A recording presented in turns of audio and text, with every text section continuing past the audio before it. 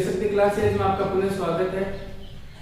हम positive health जो chapter पढ़ रहे थे उसके अंदर हमने कल पढ़ा था कि किस प्रकार से बच्चों को बड़ा किया जाना चाहिए, यानी कि पेरेंट्स गाइडेंस देते रहे लेकिन बच्चे जो अपना तरीका चुनना चाहते हैं जिससे वो खुश रहें और पेरेंट्स की केयर साथ में रहें, उसके बारे में पढ़ा। फिर पढ़ा कि जो वर्ल्ड एनवायरनमेंट है उसके प्रति हमारी क्या रेस्पॉन्सिबिलिटी बनती है और फैमिली प्लानिंग क्या होती है, फैमिली प्लानिंग में एक माँ की जो भूमिका है वो क्या होती है, एक हेल्दी मदर है वो जो पूरा परिवार है उसकी वेलफेयर की होती है, कुंजी होती है। इनके बारे में कल हमने पढ़ लिया था। जो आज हम पढ़ेंगे वो है एक तो माइंड के बारे में, क्योंकि जो माइंड है वो एक मोस्ट इंपोर्टेंट पार्ट है पॉजिटिव हेल्थ के लिए। हमारा जो हेल्थ है वो अच्छा है, गुड हेल्थ है उसके लिए। तो माइंड को किस प्रकार से हम प्रॉपर वे में रिलैक्स दें, यानी कि माइंड अगर सही है, हमारा मस्तिष्क हमारा दिमाग सही है तो हम आराम से जो पॉजिटिव हेल्थ है उसको अचीव कर सकते हैं। यानी यहाँ पर इस पैराग्राफ में माइंड के बारे में बताया गया है और उसको किस प्रकार से कौन सी टेक्निक यूज करें ताकि रिलैक्स रहे, क्योंकि लगभग बीमारियां जो होती है जैसे हार्ट प्रॉब्लम और जो भी हाई ब्लड प्रेशर है यानी उच्च रक्तचाप, उनसे रिलेटेड बीमारियां माइंड से जुड़ी हुई होती है, स्ट्रेस से जुड़ी हुई होती है। क्योंकि जब तनाव आएगा तो तनाव जो मस्तिष्क हमारा दिमाग है उस पर प्रभावित करेगा हमें। इसलिए स्ट्रेस से रिलेटेड बीमारियां कौन कौन सी होती है और कैसे इनसे निजात पा सकते हैं उसके बारे में ये पैराग्राफ है। तो पैराग्राफ में स्टार्टिंग है कि the mind is most important, कि माइंड बहुत महत्वपूर्ण है। मोस्ट इंपोर्टेंट का मतलब बहुत महत्वपूर्ण है in the maintenance of positive health, कि अगर संपूर्ण स्वास्थ्य का मेंटेनेंस रख रखाव करना है तो उसमें जो माइंड है वो एक मोस्ट इंपोर्टेंट रोल प्ले करता है, मुख्य भूमिका में है। तो माइंड के बारे में पढ़ेंगे कि माइंड को किस प्रकार से हम रिलैक्स करें। आगे लिखा हुआ है, आपको प्रश्न पूछा जा सकता है कि किस प्रकार एक हेल्दी माइंड को डेवलप किया जा सकता है, विकसित किया जा सकता है। तो लिखा हुआ है to develop a healthy mind, एक स्वस्थ मस्तिष्क को विकसित करने के लिए इट इज इंपॉर्टेंट, सबसे महत्वपूर्ण क्या है, टू लर्न, कि हम सीखें। क्या सीखें? रिलैक्स इट लगा सकते हैं हम, इट यानी माइंड के लिए, कि हम अपने माइंड को रिलैक्स दें, आराम दें प्रॉपर्ली यानी उचित तरीके से, यानी उचित ढंग से हम माइंड को रिलैक्स दें। उससे आपका दिमाग जो मस्तिष्क है वो हेल्दी माइंड बनेगा। एंड और क्या करना है, टू डेवलप वेज, वे तरीके निकालने हैं, टू डील, जो सामना कर सकें, विद किसके साथ, डे टू डे स्ट्रेस, जो दिन प्रतिदिन हमें तनाव का सामना करना पड़ता है। कई समस्याएं आती है दिन प्रतिदिन में, तो दिन प्रतिदिन जो समस्याएं आती है उनका सामना करने के लिए, उनको टू डील यानी सामना करने के लिए हमें वो कुछ वेज निकालने पड़ेंगे, कुछ तरीके डेवलप करने पड़ेंगे ताकि हम दिन प्रतिदिन जो तनाव मिलता है उससे हम निजात पा सकें। तो ये दो तरीके बताए हैं माइंड के लिए ताकि हम जो पॉजिटिव हेल्थ है वो हम प्राप्त कर सके माइंड्स के थ्रू, कि माइंड का क्या रोल है पॉजिटिव हेल्थ में। तो ये लिखा हुआ है, एक तो है हेल्दी माइंड किस प्रकार से डेवलप होगा,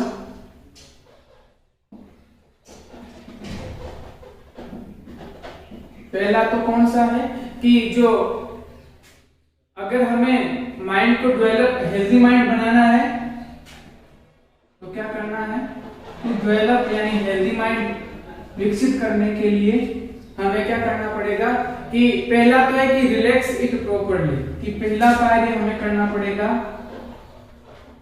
रिलैक्स इट प्रॉपर्ली, कि हमें अपने मस्तिष्क को उचित ढंग से आराम राहत प्रदान करनी पड़ेगी।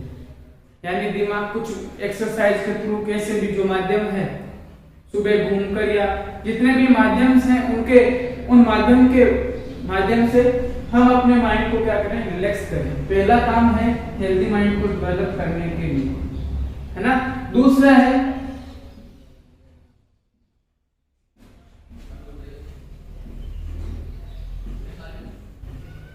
डील विथ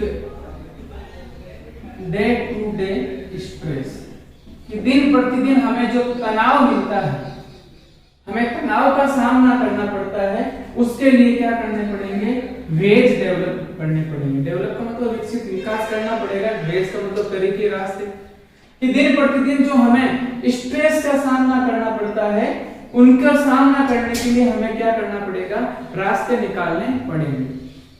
तो ये है, इन दो तरीकों से हम अपना जो हेल्दी माइंड है वो क्या कर सकते हैं, डेवलप कर सकते हैं। बात समझ में आई होगी।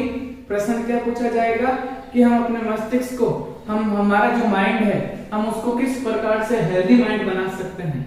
तो पहला है कि एक तो उसको रिलैक्स प्रॉपर्ली, कि हमें मस्तिष्क को उचित ढंग से रिलैक्स देना पड़ेगा। दूसरा है वो तरीके डेवलप करने पड़ेंगे, डेवलप वेज, वो तरीके डेवलप करो टू डील, जो सामना कर सके जिनका with day to day stress, जो दिन प्रतिदिन हमें तनाव का सामना करना पड़ता है वो।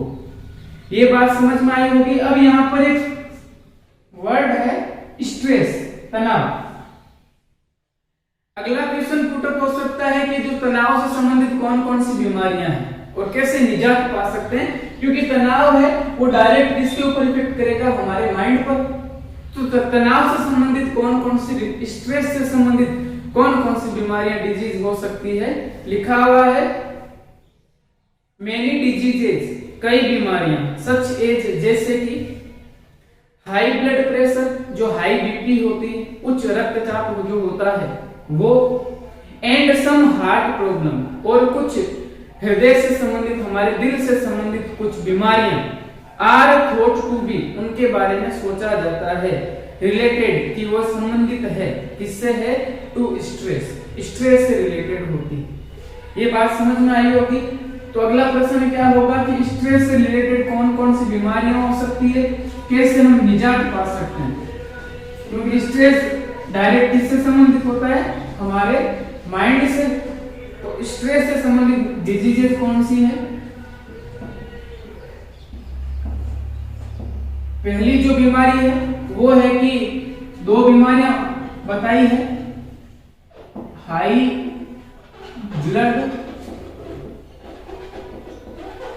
प्रेशर, हाई बीपी होती है, बीपी, और ये नॉर्मल बीमारियां आजकल होने लग गई है। जो बीपी की प्रॉब्लम लगभग जो 40 इयर्स के बाद में लगभग लोगों को बीपी से रिलेटेड समस्याएं होने लग गई है। तो ये हाई बीपी किस कारण होती है, स्ट्रेस के कारण। तनाव लेते हैं हम, ऐसा नहीं होगा तो क्या होगा, आगे क्या हो जाएगा, यानी कि अब तो जो किशोर है उनमें भी प्रॉब्लम हो जाती है कभी कभार। वैसे बीपी जो है 40 इयर्स के बाद में लगभग ज्यादा होती है, लेकिन फिर भी आजकल स्ट्रेस सभी लेने लग गए हैं।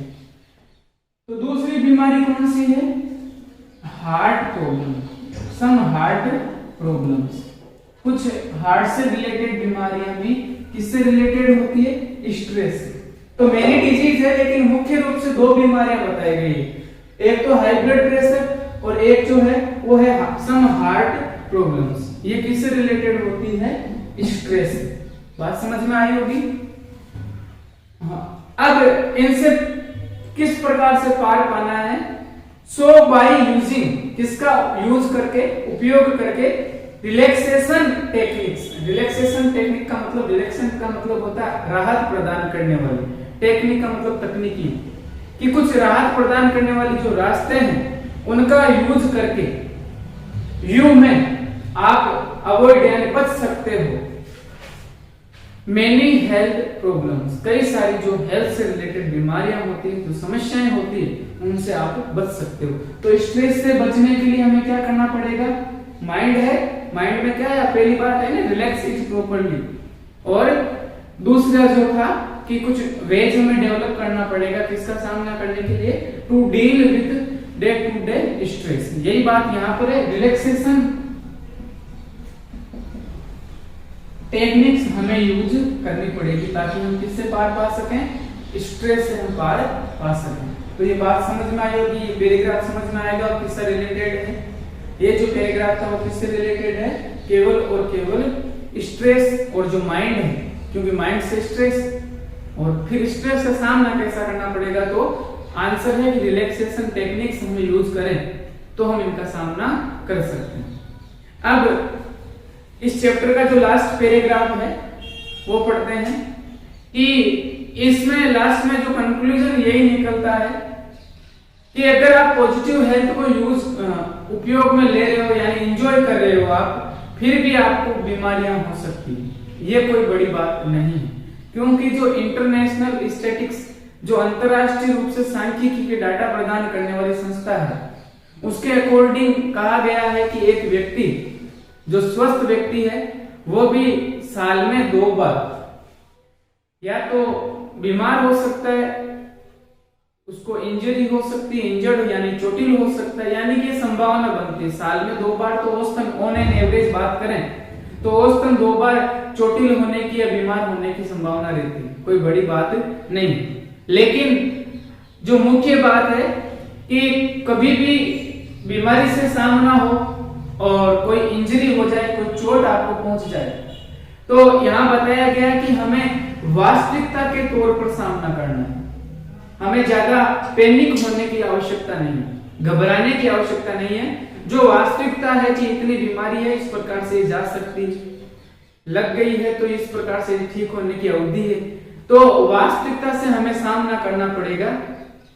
और अगर हमें बॉडी का नॉलेज है, बॉडी का नॉलेज हमें आगे बहुत काम आता है कि बॉडी का अगर आपको नॉलेज है तो कभी इमरजेंसी सिचुएशंस बनती है, कुछ आपातकालीन स्थितियां बनती है, जैसे कि किसी व्यक्ति को हार्ट अटैक आ गया, तो हार्ट अटैक में ऐसा थोड़ी ना है कि उसको पता चल गया तुरंत खेत में काम कर रहा है, कहीं बैठा हुआ है, फिर भी अटैक की प्रॉब्लम आ जाती है। तो अगर आप पास में बैठे और आपको बॉडी का थोड़ा बहुत भी नॉलेज है तो हार्ट अटैक से बचा जा सकता है। ऐसा कहा जाता है कि कुछ टेक्निक्स होती है, जो टेक्निक्स हम यूज करें, चेस्ट को पुश करें, उसको हवा दें मुंह के थ्रू कैसे भी, तो उससे क्या होता है कि व्यक्ति को इमरजेंसी सिचुएशन में राहत थोड़ी सी मिल जाएगी, जब तक डॉक्टर की सहायता नहीं मिल जाए, क्योंकि तुरंत तो डॉक्टर मिलने से कहीं ना कहीं तो ले जाना ही पड़ेगा। तो अगर हमें बॉडी का नॉलेज है तो वो बहुत ही हमारे काम आने वाला है, यही इसमें बताया गया है। However, हालांकि even when we enjoy good health, कि अगर हम गुड हेल्थ को एंजॉय कर भी रहे हैं तो भी क्या है, डिजीजेज में अकर का मतलब प्रकट होना, घटित हो जाना, कि अगर आप पॉजिटिव हेल्थ को एंजॉय कर रहे हो, गुड हेल्थ को, अच्छे स्वास्थ्य को आप एंजॉय कर रहे हो, फिर भी मैं का मतलब संभावना दर्शाने के लिए कि फिर भी आपको क्या हो सकती है, बीमारियां हो सकती है। घबराने की बात नहीं कि मैं तो ठीक हूं फिर भी बीमार कैसे होगा, बीमारियां हो सकती है।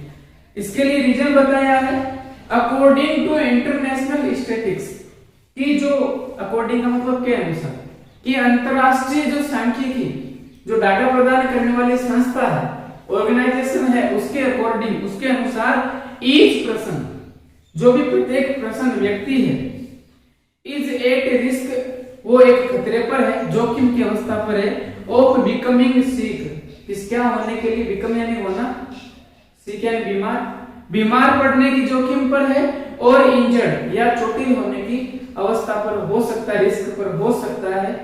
मैं साल में कितनी बार, अबाउट ट्वाइस ए ईयर, लगभग एक साल में 2 बार, ट्वाइस का मतलब 2 बार, ऑन एवरेज, औसतन रूप से, कि औसतन अगर हम डाटा निकालें तो जितने भी संसार में जो लोग हैं वो रिस्क हैं उनकी, अगर वो गुड हेल्थ है फिर भी, कि अगर औसत पूरे जनसंख्या को, संसार की जनसंख्या को हम काउंट करें, फिर औसत निकाला जाए तो प्रत्येक व्यक्ति साल में 2 बार चोट भी लग सकती है, बीमार भी हो सकता है, यानी 2 बार उसको ये होने की संभावना रहती है।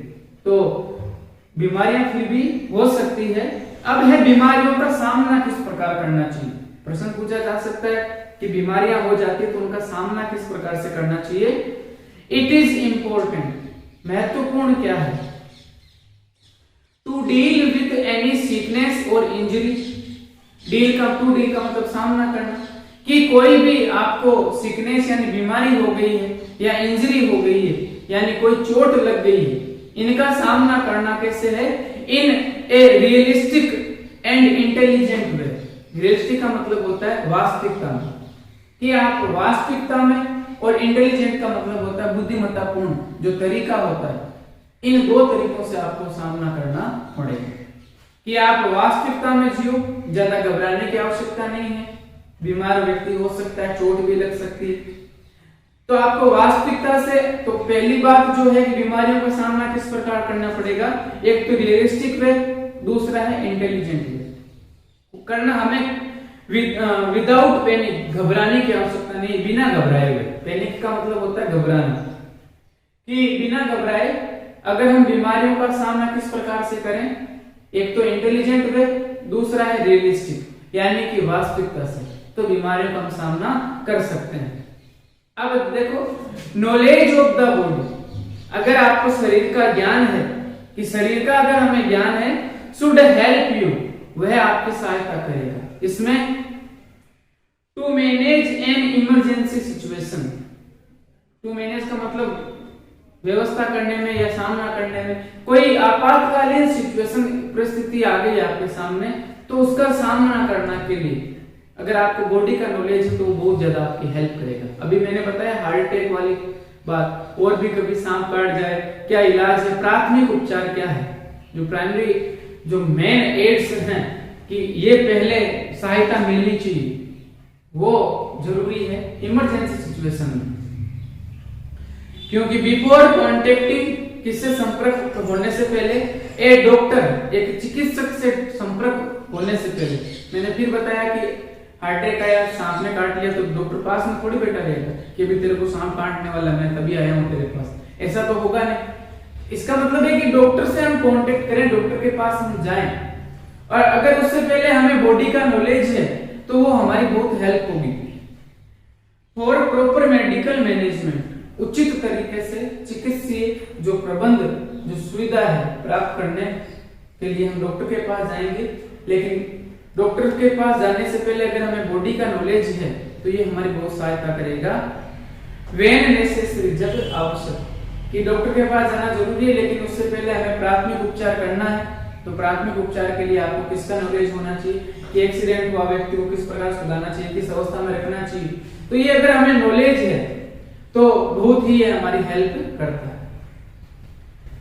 यहां तक आपको समझ में आया होगा कि इस पैराग्राफ में क्या कहना चाह रहे हैं। एक तो इंटरनेशनल जो स्टैटिस्टिक्स है, जो अंतरराष्ट्रीय सांख्यिकी डाटा है, उनके अकॉर्डिंग क्या कहा गया है कि एक व्यक्ति, each person is at risk, प्रत्येक व्यक्ति किस पर है, रिस्क पर है, ऑफ बिकमिंग सिक, बीमार होने की, और इंजरी। रिस्क कौन सी है, बीमार या इंजरी होने की, इंजर्ड होने की। कितने बार में, twice, 2 bar, on an average in a year, औसतन रूप से एक साल में 2 बार उसको चोट लग सकती है, एक बार चोट लगे बीमार भी हो सकता है, औसतन रूप से ये है। फिर आगे बताया गया है कि किस प्रकार से हम इनका सामना कर सकते हैं, किस प्रकार से हमें जो कोई भी बीमारी हो जाती है तो बीमारी का सामना किस प्रकार से करना है, विदाउट पैनिक, बिना घबराए हुए। हमें रियलिस्टिक यानी वास्तविकता के तौर पर, और इंटेलिजेंट वे और बुद्धिमत्तापूर्ण तरीके से हमें इन बीमारियों का क्या करना चाहिए, टू डील विद डिजीजेज, इन बीमारियों का सामना करना चाहिए। फिर है कि अगर इमरजेंसी सिचुएशन आ गई, अगर इमरजेंसी सिचुएशन है तो वहां पर कौन सी चीज ज्यादा काम आती है, बिफोर कॉन्टेक्टिंग ए डॉक्टर, किसी भी डॉक्टर से कांटेक्ट करने से पहले तो हमें कौन सी चीज आवश्यक है, नॉलेज ऑफ द बॉडी, हमें शरीर का ज्ञान होना चाहिए। अगर ये हमें शरीर का ज्ञान है तो हमें क्या मिलेगा कि इमरजेंसी सिचुएशन में हम हेल्प कर सकते हैं, हम सहायता कर सकते हैं। यहां तक समझ में आया होगा कि क्या क्या बताया गया है। अब हम आगे बढ़ते हैं। एनी मेडिकेशंस, कोई भी दवाई और ड्रग्स, और कोई भी हम जो प्रतिजैविक दवाइयां लेते हैं, सच एज, जैसे कि एंटीबायोटिक्स, जो प्रतिजैविक दवाइयां हैं, जो हमारे शरीर में हम जो कभी भी बीमारी होती है वो जो एंटीबायोटिक लेते हैं, जितनी भी, कहने का मतलब यहाँ पर यह है कि कोई भी अगर आप दवाई लेते हो, कोई भी दवा लेते हो, कोई प्रतिजैविक दवा लेते हो, तो जब भी ये लेते हैं, और स्ट्रॉन्ग पेन किलर या फिर हम कोई तेज दर्द निवारक, स्ट्रॉन्ग यानी तेज, पेन किलर यानी दर्द निवारक, अगर हम कोई भी गोली टेबलेट जो टेबलेट है हम लेते हैं वो किस प्रकार लेनी चाहिए, नीड टू बी मॉनिटर्ड। इसके लिए आवश्यक होता है कि मॉनिटर्ड यानी निर्देशन में लिया जाए, किसके, बाय ए डॉक्टर, किसी डॉक्टर यानी चिकित्सक के, और या फिर अदर क्वालिफाइड पर्सन, या अन्य कोई क्वालिफाई किया हुआ पर्सन हो जिसने डॉक्टरी में कोई डिग्री ली है, जैसे नर्सिंग करने वाला व्यक्ति, यानी डॉक्टर या कोई इस आगे लिखा इन द हेल्थ प्रोफेशन, कि जो स्वास्थ्य वाला जो पेशा है, इस हेल्थ प्रोफेशन में लगा हुआ कोई भी व्यक्ति जो डॉक्टर है या फिर अन्य कोई व्यक्ति जो इससे रिलेटेड है, तो उस व्यक्ति के निर्देशन में ही हमें ये दवाइयां लेनी चाहिए। हमें खुद पंचायती नहीं करनी चाहिए कि हमें अपने यहाँ पे सही हो जाएंगे, हमें पता है ये दर्द कौन से दर्द की टेबलेट।